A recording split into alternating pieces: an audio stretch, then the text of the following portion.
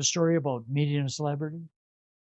One of my favorite interests is photography, and I was invited to play professional photographer for the day, snapping quick pose shots with Old Lonely. I was a bit conflicted. More on that in just a second. Burton Jump was at the time Old Lonely. I was more than a critic of the image. I thought it denigrated technicians. But I was in a solid minority. Technicians lined up out the door to get their picture with it. One grandmother even brought her grandson dressed to match. I never changed my mind about the image, but boy, did I get a ton of respect for Gordon Jump. He skipped lunch. He stayed in character for some people, but if someone asked him about WKRP, he'd answer them. Who he still talked to, who he lost touch with, he answered the same questions 100 times like he was hearing them for the first time. And once it was 5 and the line finally petered out, he still wanted to stay. His handlers were busy ushering him out, and he was inviting me to dinner, while behind him they were busy shaking their heads. Yeah, I got it. He had to have been exhausted, and he was off to the next city like right away. He had to be one of the best brand ambassadors ever. And from what I can find, that wasn't just catching him on a good day. Gordon Jump never won an Emmy. And he never won an award for playing the Maytag repairman. But he won something rare.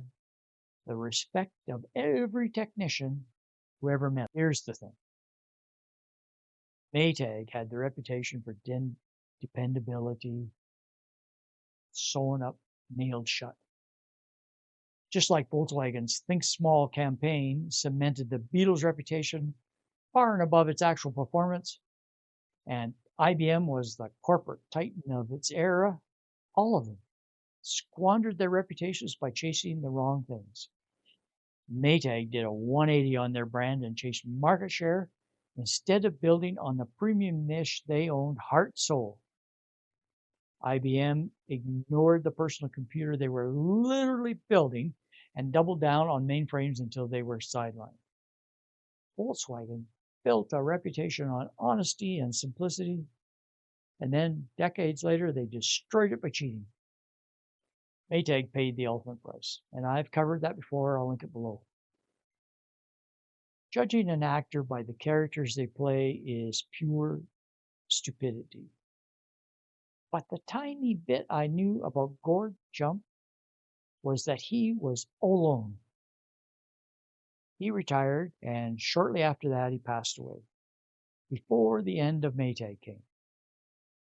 I don't know how emotionally invested he was, but if anyone bled Maytag blue, well then it actually might have been Gord Jump.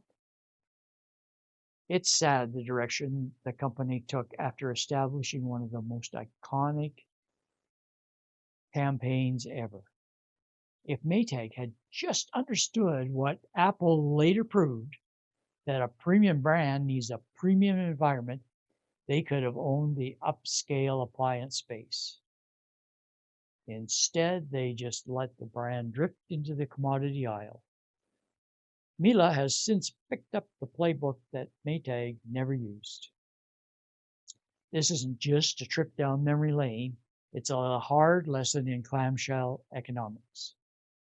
Know who you are, know what your reputation is, know who your customer is, and who has your back.